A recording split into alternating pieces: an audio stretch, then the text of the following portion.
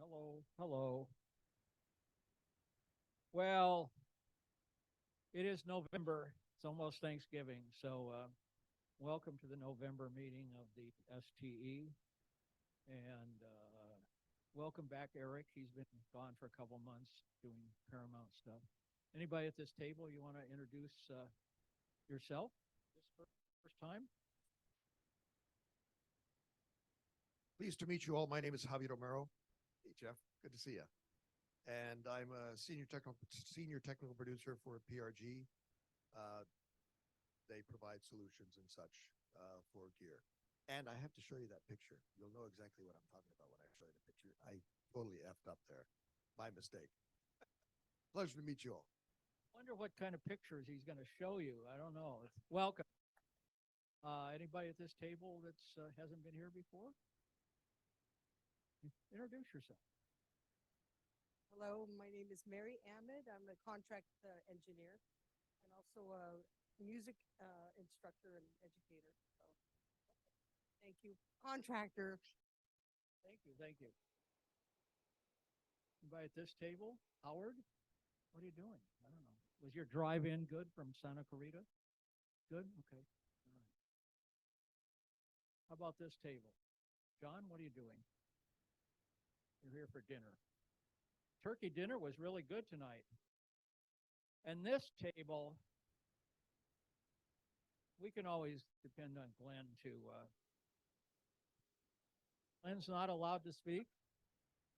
Very important. Tonight, I have a very important introduction. Since we've been here, Katie has been serving us. Katie is awesome. Katie remembers when I come in that I don't like it. Is it still working? Yeah. She remembers that I don't like dressing on my salad. And tonight is STE's last night with Katie. And because Katie is going to work for the LA County Sheriff's Office and protect us all and make sure that everything in our life is awesome. She's going to work for the sheriffs. Let's give Katie a hand. Let's give her a hand. Thank you very much, Katie.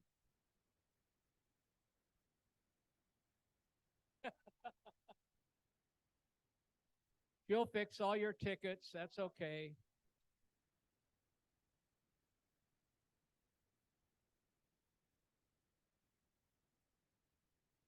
This is really a motley table. I don't know.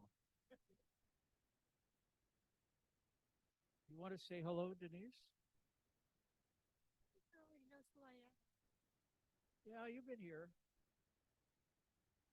Yeah, yeah. You just haven't been here, Bob. So, anybody have any? Well, Jim. Well, hold on a second. So we'll get to Jim in a few minutes. So, um, so on the 21st of December, we're going to have. I don't get feedback here.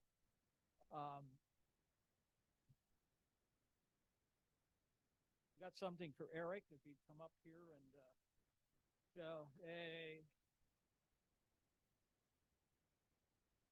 I think the most important thing is probably this. He doesn't care about the plaque, but you know, that's the more important part.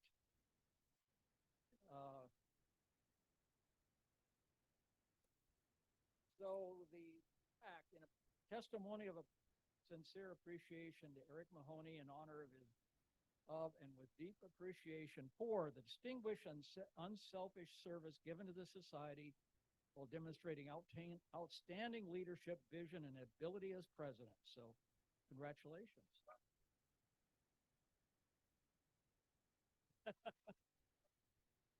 All right. And don't keep showing up. You're welcome. Thank you all very much. It was an honor being the president for 2 years and being on the board before that. You've all been just remarkable people to be involved with, and I appreciate every minute that I'm here. Thank you all.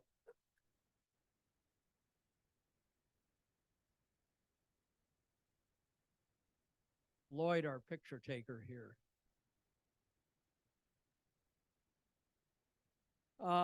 With that, let's start our program. Jim Jachetta from VidOvation, and is going to talk to you about remote production and utilization of 5G for news gathering and production and everything. And he'll turn on his mic, and we'll turn it up here in just a second.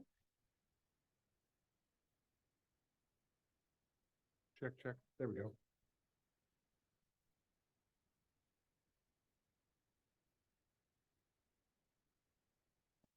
Hey, let's give another hand for Eric. Great guy. That was a cheap thing for applause, but hey, it's Eric. So it's been a while. I'll do a lot for a free drink and food, but I got a couple of free drinks. Yeah, I mean, the bottle only had that much in it. They gave me the backwash, but the backwash was pretty special. Yeah, no, it's good.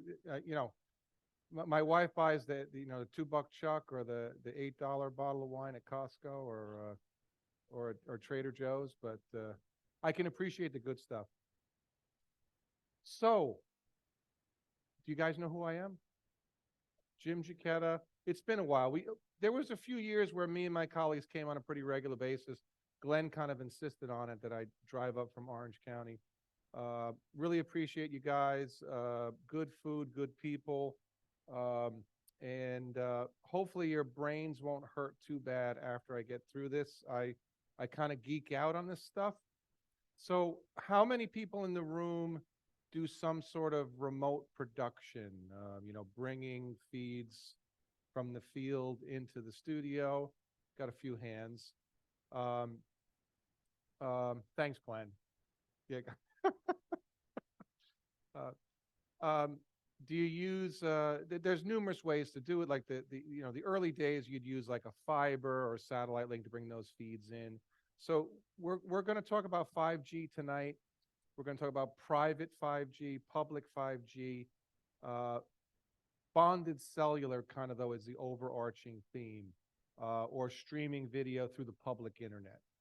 So let's dive into it.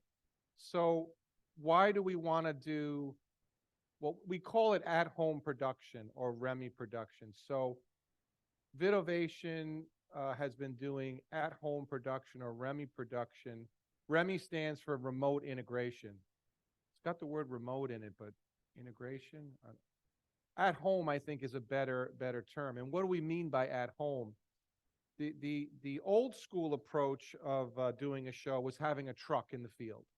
So, they do Monday Night Football, they do the Super Bowl. There might be 3 trucks just devoted to graphics. 1 truck or several trucks devoted to replay.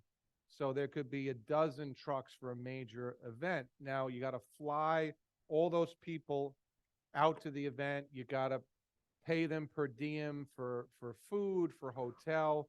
It's very expensive. And then these knowledge workers that know how to run an EVS or run a Ross Carbonite production switcher or whatever the task might be, they can do 1 game a week if they're lucky.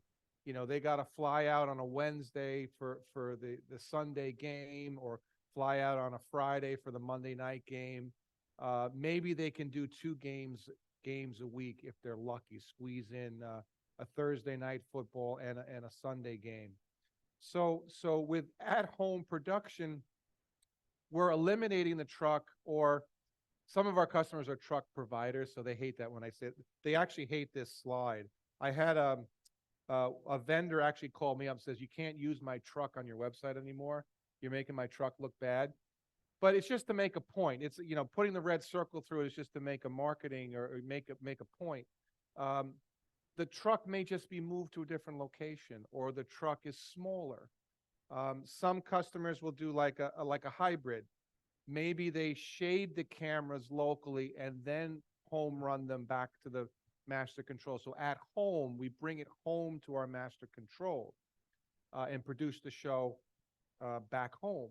Now, during COVID, home became home. A lot of operators were actually doing it from their house. So the word home even became more relevant.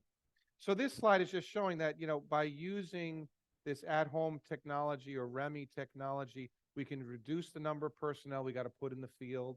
We can deploy quicker. We can save a lot of money. And the net result is now we see second tier, third tier, fourth tier sports or live events that you normally wouldn't see on TV. Now you can start seeing them on, ESPN2 now is carrying bass fishing tournaments, and we're involved in that. So I don't think anytime soon they're going to be doing Monday Night Football strictly on bonded cellular. That wouldn't be the play. So it's all a reduced footprint, so I'm going to talk about some of the bigger projects we've done. So some of our current customers is a PGA. So the top level Masters tournaments are probably, I know they're using a more traditional workflow. They're using a fiber connection. Pebble Beach has a fiber connection from there back to St. Augusta to do the Pebble Beach tournaments. But we do like the second and third tier PGA, like the minor leagues of golf. We do Corn Ferry. We're doing Q School in December. School, it's the training camp of golfers. So I don't know if you guys are big golfers, if you know all this stuff. So if you see a Corn Ferry tournament on the Golf Channel, that's being carried over a bonded cellular solution provided by VidOvation. And are any of you guys like fishermen? Do you like to fish? I know, Glenn, you own a boat. Do you like bass fishing? You like tune? Good choice. There you go. I like your thinking. So believe it or not, people like to watch other people fish on TV. It's a thing. So we work with Major League Fishing. We work with Bassmasters and a couple of other, just kind of got into this groove where we're doing a lot of bass fishing tournaments. And our competitors were struggling to have a good signal out on the lake. A brand that begins with the letter L, I won't say their name. Some of these tournaments were using this other brand, and the signals were choppy. They weren't getting a good signal. So customer comes to us and says, hey, I hope your product works better because what I got ain't working. So the bonded cellular solution that we provide from VidOvation fit that challenge. The competitor's product was going 0 bits, 1 meg, 0 bits, 1 meg, kind of struggling. And they put one of our units in a boat right next to it, and we were at 5 meg solid. And why is that? It's a lot of little things, better antennas, better modems, better algorithm. But we encourage you to try it. Try to break it. I love it when customers try to break our stuff. So VidOvation and our partner VidOvation, we facilitated the first live sporting event after the lockdown. So March of 2020, we all went into lockdown. Sports was stopped. All major sports were stopped. So we did a skins game with the PGA. It was a charity tournament, so it wasn't. There was a purse. No, actually, I take that back. I think the players donated money. The PGA, the league donated money. So they were playing for charity. They weren't playing for their own purse. So they picked 4-star players, and we had a bunch of cameras out on the course live, and the local county health health department would not allow more than 50 people on the course. And they did it at the Seminole Golf Course. It's one of the players' father is a member there. And it's not a PGA, it's not a PGA approved course. It's a private club. So there's no fiber connection there. There's nowhere for the broadcaster to hook up. So they could have brought satellite trucks in, but that was too expensive. So the PGA was already using our tech for these minor league golf tournaments. So this went out prime time. So this was kind of a big deal. This was a prime event, and there were a lot of eyeballs because golf had stopped, all sports had stopped. So here's the challenges. So the PGA came to VidOvation and said, we're using this other brand, the L word, and we have a lip sync problem and a gen lock and video synchronization problem. So you're doing a live show.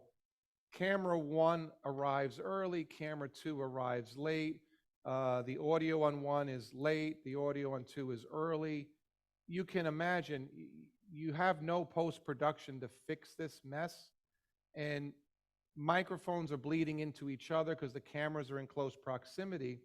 So it's like, there's got to be something better. And they came to VidOvation, and at the time, the bonded cellular from Haivision was originally AviWest. About 18 months ago, Haivision bought AviWest, so now it's part of the Haivision family. So they did some tests, and you can see here on this slide, this was just, actually the tournaments we do now are much more complex. This had 6 cameras, maybe 20, 25 microphones. So you got a parabolic microphone operator, aiming at the tee box. Then you got a photog filming that. The mics are picking up, whoosh, whoosh, 4, 4, all the sounds of golf. If it was out of sync, it'd be like, whoosh, whoosh, 4. There'd be echo, there would be beating. It's unusable. So it's patented technology. What facilitates this is AviWest, what they call SST, Safe Streams Transport. It's funny, I was joking with someone before that the Haivision invented SRT, right? You guys know that. So they bought a company that their protocol's SST, kind of goes together, SRT, SST. So SST is used for the first mile, get it over cellular. SRT is used for the long haul. So it kind of makes sense why Haivision bought AviWest. So it's this SST that makes this all possible. They're doing, it's an unmanaged network, so it's not the same as precision timing protocol, what's used for synchronization in SMPTE 21, but it's a similar mechanism. They're sending timing signals, timestamps to and from the unit in the field, synchronizing with the unit in the studio. And as long as you feed GenLock into the receiver, all the video and audio comes out of the box in perfect sync or near perfect sync. And that's what the PGA wanted, and we met that challenge. So this is the slide. This is the SST. So the bigger units are called Pro. That's their name, Pro, P-R-O. Smaller units are called Air. So what's the difference? Essentially the same. Got a really high quality HEVC codec. I've learned this from working with different vendors. Not all HEVC codecs are the same. Some are really good, some are not so good. The Haivision AviWest implementation is second to none. So the bigger unit has more modems. The smaller unit has 2 modems. The bigger unit has, the 4G LTE model has 4. The 5G has 6. Why 6? The 5G modems are a little bigger, couldn't fit 8 of them in the chassis, so we were limited to 6. The little guy has 2 modems. So the PGA initially used the Air for audio only. So if a camera operator had a boom mic or had a parabolic mic, he had the little unit on his hip, just the microphone. He didn't need video. So the 2 modems worked fine. But for a workflow or having spares, PGA is like, you know what, I think it works better. We just have all the units the same. So they've kind of since then standardized on the Pro. So here's a little slide. What's missing here is another graph showing the Pro a 360, which is the 5G model with six modems. And of course, the 5G model also supports 4G. It's not 5G only. So this is kind of showing how we go through the cellular network. The cellular network dumps to the public internet, and then we hit the public IP of the receiver in St. Augusta at PGA master control.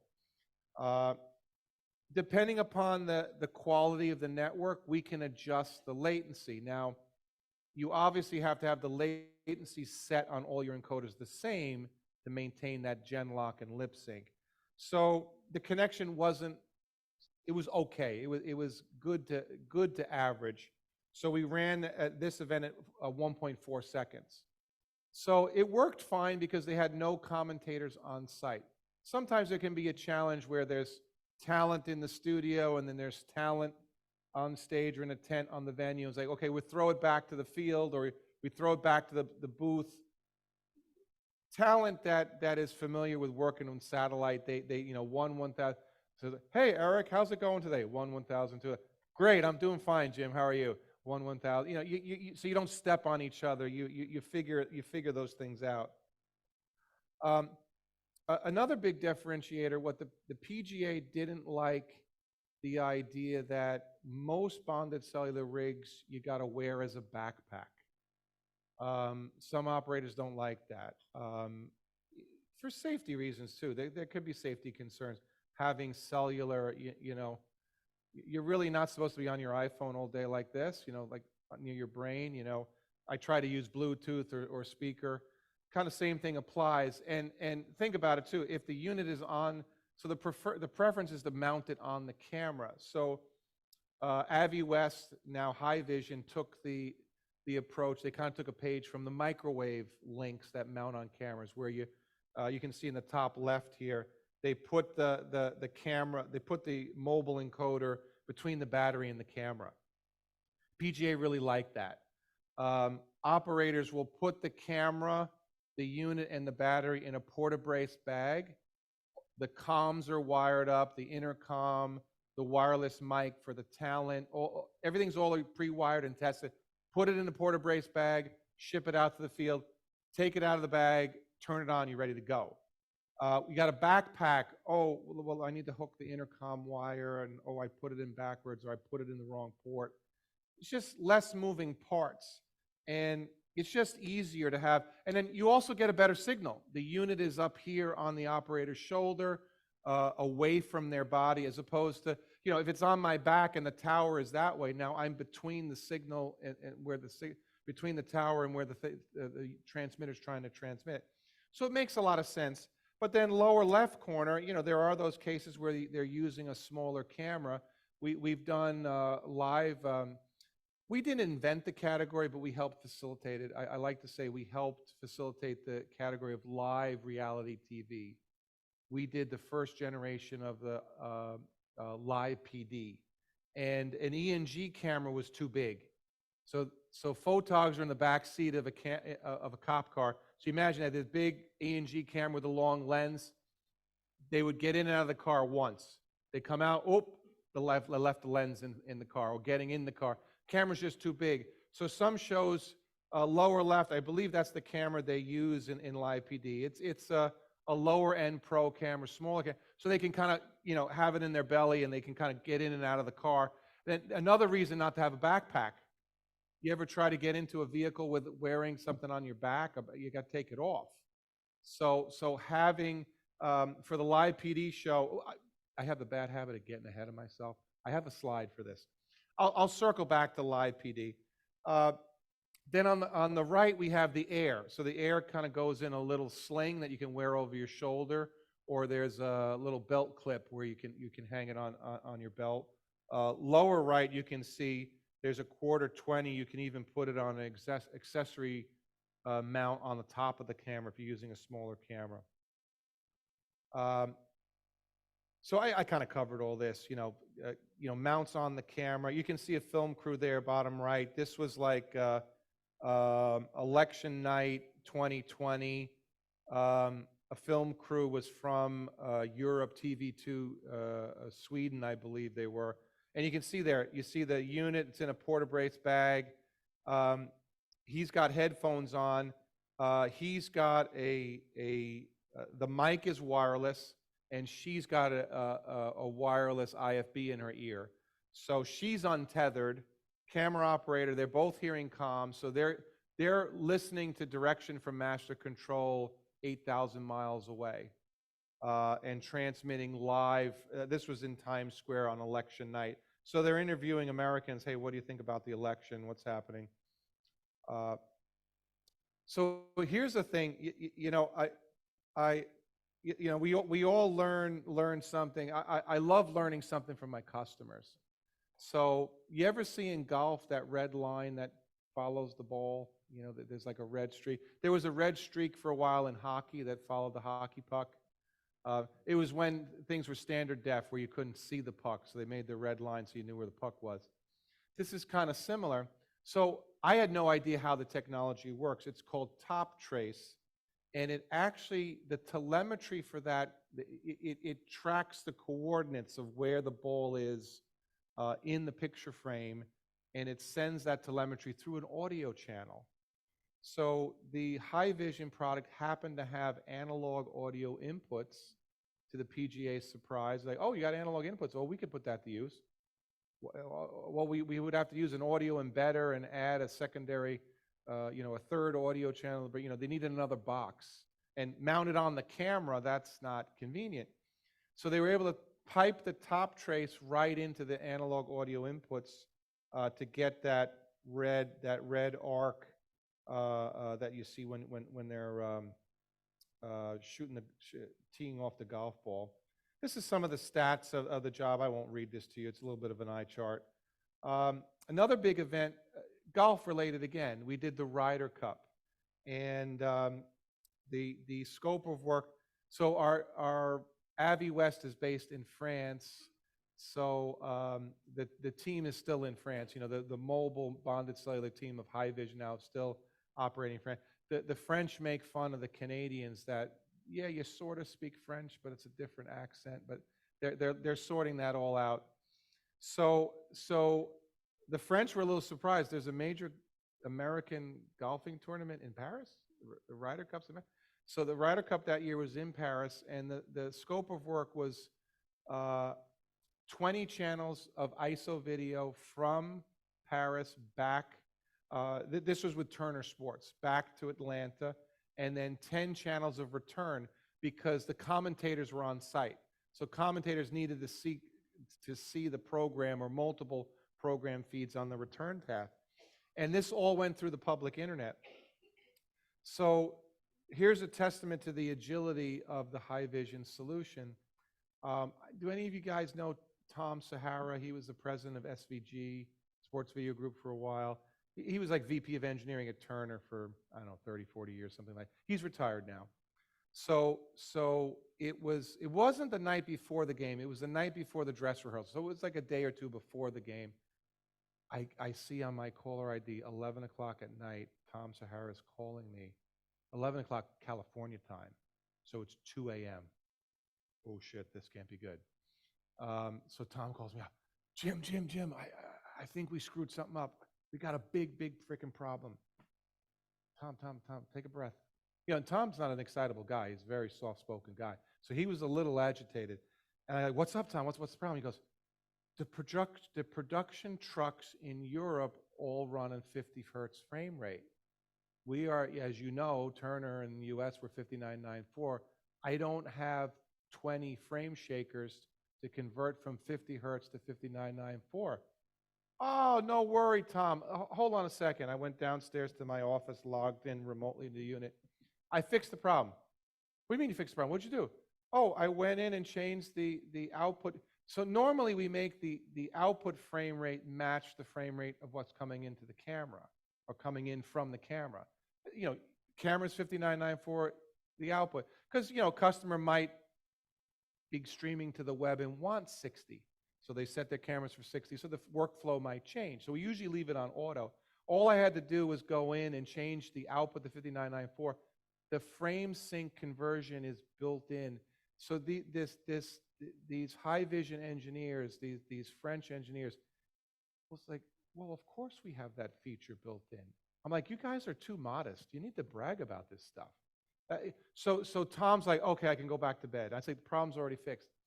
And then the subject of like, well, not all frame converters are equal, and particularly with sports, when you convert from 50 to 59.94, a golf ball moving through the air, basketball movement, there can be temporal distortions. I said, nobody noticed anything. The picture looked beautiful. So that, you know, Tom was like, okay, we solved the problem, but is the picture going to look lousy? So it's those little things that differentiate it. So here's the workflow. So you see a bunch of videos coming from the venue back. This workflow, they had a smaller vehicle. You can see the pictures here. So they wanted to shade the cameras on site. Now there's a benefit to that. You know, you shade on site, you can shade in real time, low latency. I'll show you on some slides coming up. We're able to shade through the cellular network, but it's typically a 1 second latency.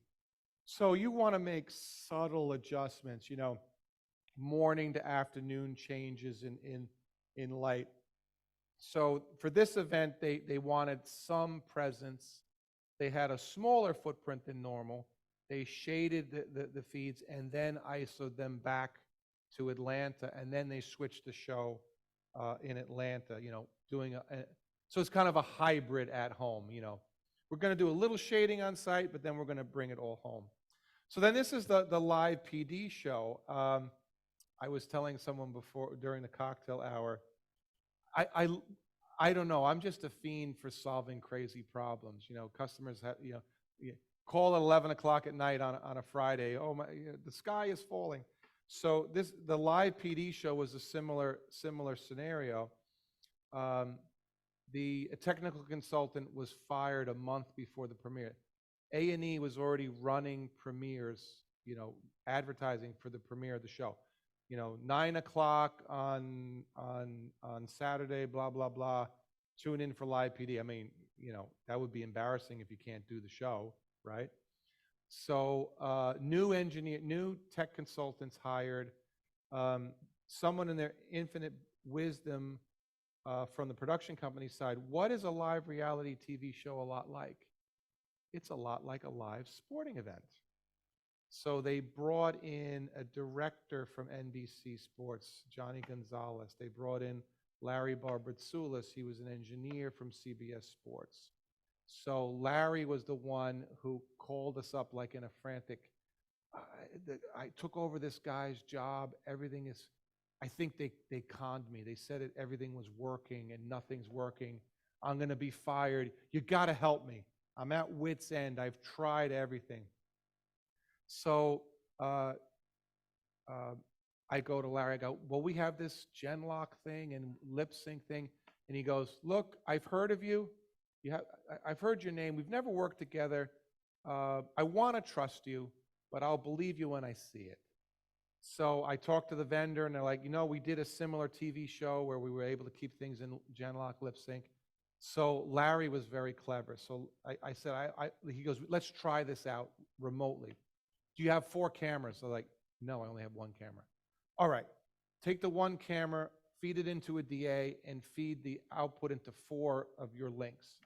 Then blast music and let the microphone, you know, let the camera pick up the music. Then I said, well, how do we measure the audio, the video synchronization? Go buy an analog clock. I went to Target and got a clock that had a sweeping hand, you know, $8 little clock. Put the camera on that. I had already sent the receiver to Larry. So Larry put all 4 copies of the audio. So it's actually 8 audio feeds because it's stereo. I had a stereo mics on the camera open. So there's 8 speakers. Now, if that audio was out of phase or out of lip sync, you would have woo, wee, woo, beating, you know, canceling, non-canceling. You know, it would be.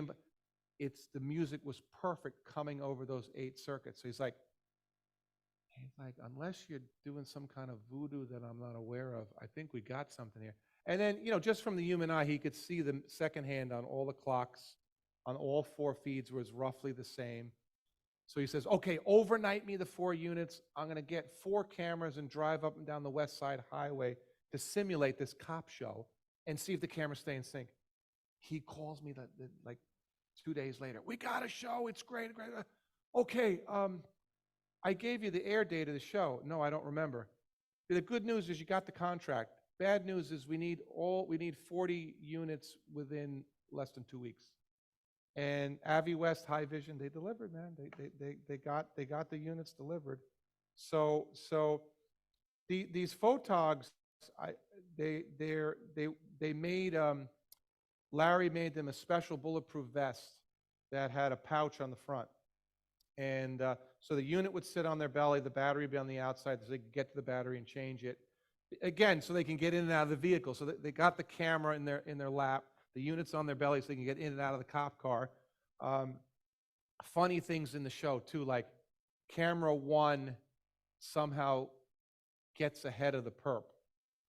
Like the camera operator is in better shape than perp.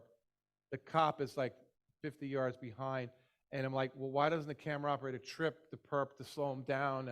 No, they're not allowed to interfere. So it's like funny things like that. The cop huffing and puffing. Are any of you guys police officers? But I'm out of shape. I'll use me as an example. I run like, if somebody came after me with a gun, I would just give up. I couldn't run. So these guys, they got bulletproof vests on. It was a lot of fun. A crazy show. And then, so all these feeds come in, and how do you treat a live show? Now, there were some legal stipulations of the show. The law, the police agencies would only agree to be on the show if they have final cut approval. So what I learned through doing this show, the FCC allows you to call a show live with up to a 29-minute delay. So I also learned another term. There's live, and then there's live. I'll explain. So these guys, Larry and his colleagues, came from sports. So in sports, for replay, the go-to is usually an EVS system. So they dumped these 40 camera feeds into an EVS, and then you see top left, these interns, these young people. They do it in basketball too. When a basketball game is live, somebody's punching in metadata when Shaq scores, or Shaq smashes a back, or when he Shaqed, or LeBron is doing. So there's metadata keyed into the video live. Then another level of technicians or analysts will go back and add more metadata after the game is over. So all the stats of the game are baked into the video when it goes into archive or when it's reused. So it's the same approach. G, that means there's a gun present. D, drugs. So there were certain codes on the keyboard, and then a line producer would be watching this. Like, whoa, I see out of Tulsa there's a gun and drugs and blood. What's the story? What's the line in news? If it bleeds, it leads. It's a little ghoulish, but this is a cop show. So a line producer would decide, hey, this clip that happened a few minutes ago out of Tulsa is great. So then they would take that, they'd package it. They'd say from time mark 10 p.m. 01 blah blah blah to whatever. Put that into a package, and they play it back to the multi-viewer in front of the director, and they go, hey, Johnny, be ready. 3, 2, 1, we got a clip out of Tulsa. Okay, so he goes, take camera 1, take camera 2. It's being played back, but Johnny, the director, and the TD cut it like it's live. And as long as it's within that 29-minute window, you treat it like it's a live show. So I'm on set a couple of times, and Dan Abrams is the anchor. He goes, hello, ladies and gentlemen, welcome to live. Shit, F-bomb. Shit. Let's do it again. What's he doing? It's a live show. No, it's being recorded into the 29-minute buffer. So stuff like that. Or there'll be a 20-minute bust They arrest the guy, they put him in cuffs, they pull him over, there's a scuffle, and then that PD says his Miranda rights were not read right, you got to cut the whole thing. So the 29-minute buffer now is they cut a big chunk of the show out. So what would happen is they would run out of content. Too much would be cut. Too many F-bombs they'd have to cut. You'd hear in the studio, guys, no screw-ups, we're live. There's no safety net, we're at 0. When we break for commercial, we'll gain 2 minutes back. So every time there's a commercial, get 2 minutes back or 3 minutes back. So you say, okay, we'll get some time back. So there's live and there's live. So you can see my enthusiasm, this live reality show was invented around our technology. Basically, Live PD took the show Cops and made it live. I mean, they pretended like they invented the idea of following cops around with cameras. They just put the live angle to it, but to give the Cops show its due. These are some of the intricate features of the product. I won't go into this. I want to stay with the good stuff. So at-home production, or REMI, this was kind of like I mentioned earlier. On the left is more of the traditional at-home. We're pushing the whole show through. Some shows, they might switch the show, or in the case of the Ryder Cup, where they did some camera shading locally. So you can see there's a switcher or some workflow happening on site. So there's different ways. It's very common now to produce the whole show in the cloud using Grass Valley AMP, or you use vMix, or Paul's using OBS here today. There's a myriad of inexpensive, Simply Live is another one, inexpensive or even free production tools that could be implemented. Here's an interesting use case. So I kind of touched on this a little bit before, shading cameras. So the bonded cellular has signals going in the other direction. So we have what we call a data bridge. So basically it's like a VPN from the studio to the camera. So what can we use that for?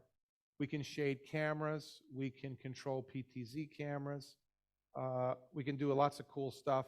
You can see here, one of the Ethernet ports is used to bring that signal back to master control. The other Ethernet port could be used if you have a wired internet connection, because cellular has a cost. Cellular is not free. Now, if somebody gives you an internet connection that's relatively free or lower cost, you want to plug that into the unit. But one of the problems with controlling cameras over an unmanaged network is latency. Now, typically the data bridge has 100 to 150 milliseconds latency. Camera control units, Glenn just stepped out. I want to ask him if Marshall has this problem. They don't like latency. Camera control units are meant to be used in the studio. So Paul is controlling this PTZ over here. He's got an Ethernet connection. We're talking, what, 2 milliseconds, if that, microseconds even. So typical camera control systems can handle 10, 15 milliseconds. They're meant to be in the studio. Now we're extending that over the cellular network to about 150 milliseconds, and some cameras don't like it. Sometimes the CCU, the RCP, or camera control unit, thinks it's lost connection with the camera. Camera will do unpredictable things. If it loses connection, it closes the shutter, it opens the shutter. So we partnered, another VidOvation partner, it's called CyanView. And I like to call them, they're like the Swiss Army knife of camera control. Literally, we haven't found a camera system that is capable of control that they can't control. I mean, from Sony, Panasonic, JVC, Ikegami, BirdDog, you name it. And what it does is, the little Rio here, see the R is like for remote I/O. The Rio mimics the RCP. It spoofs the camera to say, hey, I'm your RPC, I'm your RCP right here, I'm your CCU. No changes to the iris. It's still, leave it at 34 or leave it where it is. The black pad, no, it's the same. So the Rio and the Cyan View, that's a typo. The Cyan View RCP, it says Rio there. This should say RCP right here. They work together. So the Rio talks to the RCP. Has the red changed, the green, any changes in iris, any changes in black bed? Nope, it's all the same. If a change is made, so it smooths those bumps out and it works really, really well. And they're a Belgium company. They have great tech support. It's a very IT intensive product, so we got to route the signals through the Stream Hub. Cyan View is very familiar with the AviWest High-Vision product, so they know how to do it. So you can see here, the same RCP can control two different types of cameras. The Cyan View RCP, one RCP can control up to 50 cameras. Now, if you're actively shading 50 cameras, that's going to be challenging. You probably want an RCP for each camera that you're actively shading. But if you're just shading them once for the event, doing a little touch-up as the sun changes, if it's a long day event. So customers love this. We sell a ton of these, and it really is cool. And then they make the interface cable for all of these cameras. It's the cable that always gets you. The cable between the little Rio box and the camera. So they make the legacy 8-pin little Sony Rojas connector for legacy Sony. If it's an IP camera, they make a cable for that. So it's all in the details. It's the cables. So the cellular, I'm emphasizing cellular. I have some slides. I've been accused of doing webinars that were supposed to be 60 minutes for 2 hours. Do you guys have you come out with a hook, or is there a timer? Okay. Well, there's more wine coming out. Glenn went out to get some more wine out of the trunk of his car. So we all say bonded cellular. Now we can use satellite. Some of our customers will use a Starlink. Starlink's pretty good. Now, Starlink, now at prime time when everybody's streaming video, but during the day, golfing event, you'll get a pretty good connection on Starlink. Or we bond all these different types of connections together, and they all have different cost bases. And we can prioritize that. We can give a higher priority to the less expensive connection to save you money.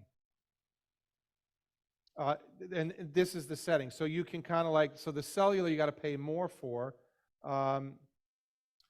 This is probably backwards. Satellite probably costs more than cellular, so that should be flipped.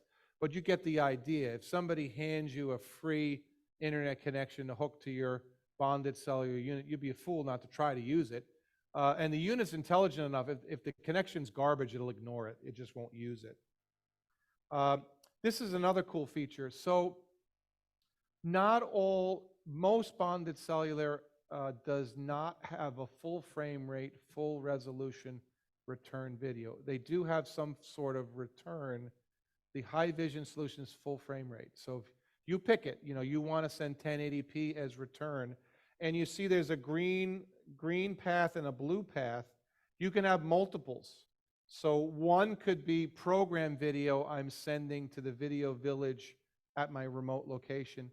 Another could be teleprompter. So a lot of our customers will do that. One unit can only do one return. So if you want to do program and prompter, you'd have to have two field bonded cellular encoders. Again, you got to account for the latency. Typically, on average, the inbound feed is about a second or 0.8 of a second. The newer High-Vision units go down to a half a second. The cellular networks are not quite good enough to handle half a second yet. They're getting there. I have some slides on private 5G. We're able to get down to 80 milliseconds. So we're getting there. But again, if the video's coming into the facility and it's about a second, the return is 700 milliseconds. So if I'm looking at program or a teleprompter, or the teleprompter operator back in master control, better be a little early with it to compensate or you give the talent or someone locally the control through the data pipe to advance it a little faster because of the round trip latency. So clever people, I mean, everyone in broadcast, on-air talent, production people, they're used to a few second delay working with satellite.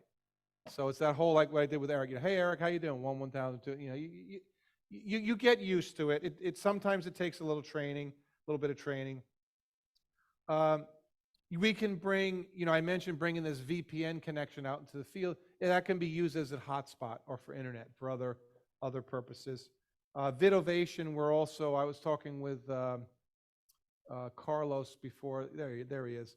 We were talking about, maybe I don't need a bonded cellular video encoder. You're paying for the HEVC codec. I just need something like a PEP link. So we do bonded cellular internet connections. So some customers' workflow dictates that. We're working with a broadcaster right now. They own $500,000 worth of Makitos streaming SRT. We would say, well, it would be better if you replace those with a bonded cellular high vision unit. Well, no, I want to use my Makitos. I just need internet. So we sold him a ginormous PEP link. You'd love this box. It's got 24 modems in it. It's a 2RU box. The thing's a beast, and we can bond that all together. So there is a way to make it work. And I love a challenge, as I mentioned earlier. This slide kind of shows some of the ins and outs. A big differentiator is IP in and out. So the stream hub or the receiver is IP agnostic or vendor agnostic. So what does that mean? Most bonded cellular receivers only receive their brand of input. Haivision does it differently. They will, because they invented SRT, they take an SRT in, they'll take HLS in. So what's interesting is Haivision, when you buy a bunch of Makitos now, they actually recommend the bonded cellular receiver as the receiver of choice, just due to its agility. Another workflow I was talking with Carlos about is if you're streaming to social media or a CDN, whether that's a free CDN like YouTube, Facebook, or a paid CDN, most of them do not support HEVC. They're afraid of licensing litigation from MPEG-4 consortium. So they still use H.264. So our competitors will say, well, the solution for that is at the camera, you'll have to drop from HEVC to 264, send that through, since the final destination can't handle HEVC. Haivision don't do that. More sophisticated. We do HEVC to the unit, so then if you have SDI outputs, we're not sacrificing quality on your primary SDI outputs. Your secondary outputs going to the CDN, maybe it's for monitoring even, going out IP. We transcode in the unit from HEVC to 264 for just this purpose. And I don't know if any of you guys tried to stream stuff like Facebook, it's got to be constant bit rate, 5 megabits, main profile, and then YouTube wants something slightly different. Then Ooyala, your CDN, wants again something slightly different. So you'll have 3 transcoder engines transcoding to the exact profile these different cloud destinations want, and no one else can touch that. No one else can do that. So it's these French guys are really humble. This box is just a Swiss Army knife of video and IP. Again, most of our customers use a physical receiver, even though the cloud now is all the rage. People will want to bring it into a master control, but we do have some customers where it's exclusive to the cloud, or they'll bring it into their master control and then use the IP outs to bring it to the cloud, kind of do a parallel workflow. But you can buy the Linux software and spin it up in AWS is usually our vendor of choice, but you just need to have a Linux instance in Azure, Google, or AWS, or whatever cloud provider. Sometimes customers build their own private cloud. We'll sell them the software and they put it on their own VMware or VM machines. Then these are all the protocols we take in and take out. What's missing here is the bonded cellular protocol. I see a typo right now. SST, the Safe Streams Transport. But these are all the third party. This slide's probably supposed to emphasize all the other protocols. But, you know, SRT, and being a high vision, part of the high vision, SRT's got to be in there. But RST, transport over IP, RTMP, HLS, NDI. A lot of our customers will use like a TriCaster. I mentioned production switches earlier. I forgot TriCasters. NDI. Like if you buy a TriCaster, a lot of your scalability limitation is the number of SDI inputs. But you can buy many more licenses to bring, virtually an unlimited number of NDIs in. So High Vision AviWest did a great NDI integration. And then WebRTC, I don't know if you guys are familiar with that. That's used a lot in gaming. It's very extremely low latency, high video quality, because, when you're shooting the bad guy in your video game, if there's lag from when you pull the trigger and the dude dies, that's bad, right? So High Vision uses the WebRTC for a feature they call Live Guest. So I could send one of you guys an invitation to your email because you're going to be on-air talent tonight for the basketball game. Send you an email. You open up the email, your browser launches, and you're in standby mode. You'll have a timer like when you're going to go live. You can see the program feed. It'll use whatever virtual camera you have loaded. That could be your webcam, or you could have a higher-end broadcast camera virtualized into your PC or Mac. Same thing with audio. You could have a higher-end audio setup or your generic webcasting setup. And when it's your time to talk, you get a countdown. Hey, we're coming to you, Bob. Give us your thoughts on the game tonight. And from your man cave, you're now on ESPN. And it works great. So it's an alternative. It's popular to use Skype to integrate feeds from talent working remotely. So it's like a higher version of that. And WebRTC protocol is used for that. Kind of mentioned that. This is a little redundant. So Bill had asked, like, hey, he kept forwarding me links to stuff on Sports Video Group about private 5G. Private 5G is all the buzz. So what is private 5G? Another name for private 5G is CBRS. It's the Citizens Band Radio Service. And you can see, hopefully you can see that. So it's a band that's typically used by the Navy. And unless you're doing the Formula One right near a Navy base, you should be able to use the private 5G or CBRS band. The Navy doesn't use the band that often, but if the Navy suddenly needed it, they're going to get it. The beauty of this is the use and deployment of private 5G is all managed by the FCC automatically or semi-automatically. You go into a database, so you set up your private 5G gear, and the system will go out to the FCC website and ask, hey, can this customer XYZ Corp or ABC Corp light up a 5G at the Honda Stadium in Anaheim? And it looks in the database, it knows who's already there, who's using it, or ahead of time, you can go into the database and see. Now, if a venue has 90 or 95% utilization, you might have a trouble getting in there. So you can kind of plan if you're going to be able to use private 5G. And then once you're given a channel in the private 5G spectrum, if you leave your radios on, it's yours indefinitely. Well, until the FCC changes their laws. And they've never moved spectrum around before. I'm being rhetorical. So that's a fear. Like, I buy all this private 5G hardware. What if the FCC decides they want that spectrum back? The fact that the Navy is partially using it, maybe that helps it.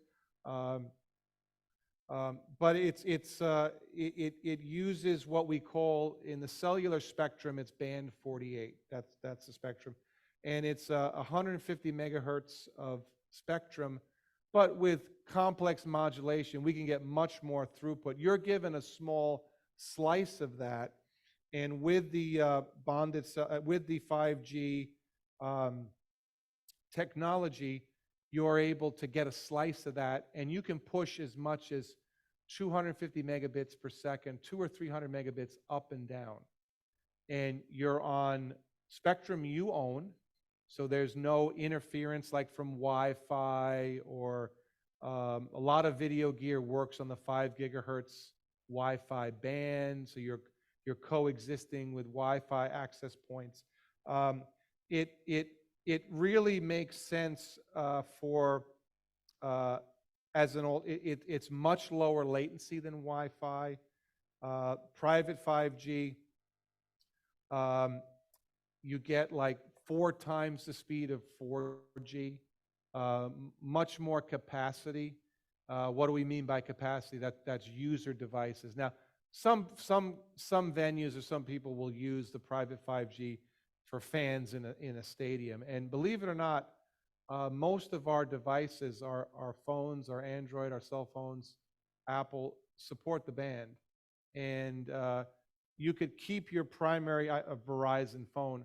I could buy an eSIM or activate an eSIM in here and jump on, instead of jumping on Verizon, I could jump onto private 5G. So it gives you a slice. It's literally like running a wireless Ethernet connection through the air. You own that slice. The FCC orchestrates it. And the vendor, one of the vendors we work with is called Solona, and coincidentally enough, their product's called the Orchestrator. So the Orchestrator works with the FCC database and to assign you a channel.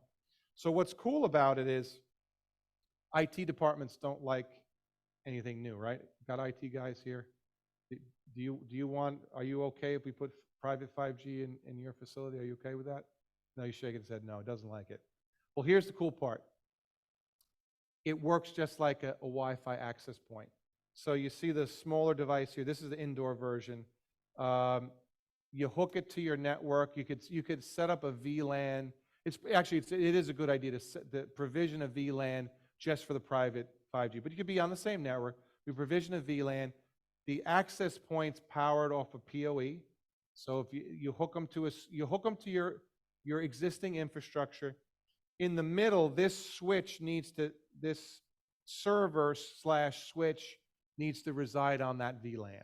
So some IDF closet in your data center, you need to have this switch server that is the physical connection of all the private 5G connections. Then that server hands off to the public internet. Now, you could keep the private 5G network as a closed network. In our world, because we're streaming video, we're transporting video, we want to hit the public internet. But there could be a use case where if you want to keep it private, customers will use this at a ballpark for point of sale. Have you ever been at a ball game and the credit card machine stops working and it holds up the beer line? It's pretty frustrating. A lot of those credit card terminals are working off of cellular. The smart venues, because the beer line is revenue, you want to keep that moving, man. They'll put private 5G in and have a private slice. And if a terminal is not 5G or CBRS compatible, we have a little PepLink, little adapter to convert it to private.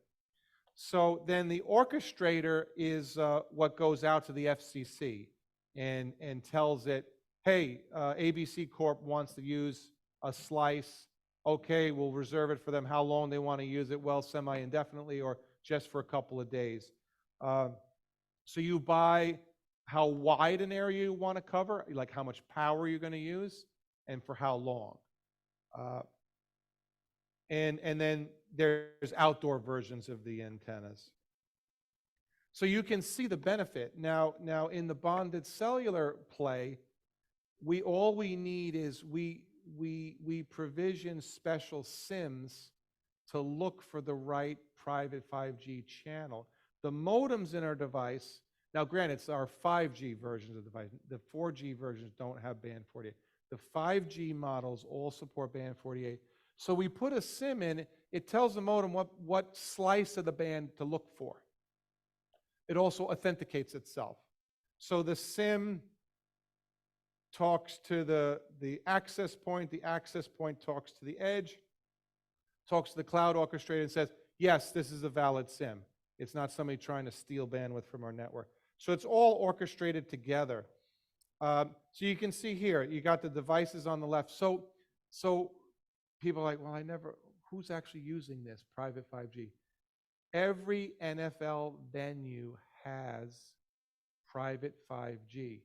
Have you noticed the coaches all have Microsoft Surface devices with the pen? They're getting instant replay on there. They're sketching out plays. All of their comms are going through private 5G because Wi-Fi didn't cut it. Microwave was too complicated. So gotta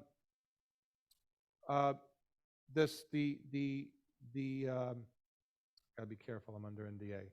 The technology used by the NFL is provided by Verizon, but Verizon is OEMing it from a vendor that I may or may not know. So connect those dots. So the technology has been deployed. The NFL has been using, I think they're going on season number 2. So we're working with other sports leagues for something similar. The NHL, the NBA, they all have, they'll cluster a bunch of Wi-Fi access points near the coach's table, near the bench, but then there's interference from the access points of the venue. This is on its own network, and the 5G access points have much broader range, so you don't need as many access points. One access point could cover a half a mile in some cases. Again, it depends on, concrete and steel that might be in the way. So with one access point, we're pretty certain we can cover the whole parquet floor easily, if not beyond, of an NBA facility. So they can do replay, do comms, etc. So it's pretty cool technology. So sometimes we run into a problem where we're at a venue and we're using public 5G or public cellular. And we got 80,000 fans all uploading to Instagram. And in our world, we need the upload leg. I don't know if you guys know. Cellular, when Verizon tells you speeds, it's always a download speed. The upload speed sucks. That's always it's asymmetrical. That's the beauty of private 5G. It's symmetrical because we have control over it. So we're all trying to use the upload leg of the tower. Everyone is trying to push clips from the game to their Instagram account. We're all fighting for that bandwidth. So what we've done with some customers, we just put even one private 5G SIM in our unit, and we get 5 megs, 10 megs, 20 megs out, no problem. And look at the public cellular, maybe just as backup. But the 5G network virtually never fails. So that's, we're really excited about that. So this, I tried to put together a clever drawing here. I'm trying to depict that you would use 5G in the venue or near the venue. You'd put these access points, in the venue. Maybe you want to do some tailgating. You put some access points outside the venue. But then the public cellular is usually away from the facility. But that's not always the case. Many times there's cellular repeaters in the venue for fans to upload to Instagram. But then we're fighting for that connectivity. The public cellular networks, there's been talks of offering quality of service. Verizon, CBS Sports will give you a slice of the public 5G. There's been some experimentation. Yes, theoretically it can be done. This solves the problem. We put in a private 5G network. We connect that to the public internet. We bypass all that congestion caused by the fans. So here's a little bit about what we do, if you don't know. I mean, VidOvation, I've been you're not supposed to show your age, but I've been doing this for close to 40 years. Jeez. Yeah, it's coming up with that. You got a few more years to go, Eric. I become a big fan of, we did the first generation of in-net goal cam for the NHL, and I became, the word fan is a derivative of fanatic, which is not necessarily a positive connotation there. I became a super fan of hockey because we did a lot. I became obsessed working at Honda Center and Staples. Believe it or not, I've become a fan of watching. I made fun of it earlier, watching bass fishing on TV. There's rules. So one time when I'm watching, the angler gets a fish in the boat and his pole slipped and the fish hit the deck of the boat. 5-minute penalty. So I don't know, fishing tournaments, it's timed. It'll be like 4 hours and they weigh the number of fish you catch in those 4 hours. So a 5-minute penalty could be pretty significant. You could pull in a fish every 30 seconds if you're in a good spot, right? So now, penalty because the fish hit the deck, but I'm like, but there's a hook in its face. So we hurt the fish because we dropped it? Is that more traumatic? And again, that's semantics. So the angler is pissed, and these bass boats are pretty small. So you see kind of in the corner of the shot, timeout, 5-minute penalty. And the angler's getting all in the ref's face, and the camera operator is backing up. And you could see, the camera shook. He's like, look, where's this boat? He can't go back any further. So we're like, is there going to be fisticuffs? And the guy is bleepity bleeping this. It made the whole show. It made the whole event. This one angler went off because he was penalized. So there's color in bass fishing. But so somebody asked me earlier, what does VidOvation primarily do? We're a systems integrator. We're very consultative in what we do. We don't really charge for our consultation. Systems integrated, project management, support and warranty, and we'd love to become obsessed with what you guys do. If there's something we could help with, we'd love to do that. Does anybody have any? Do your brains hurt? We need more wine. Yes. Hello.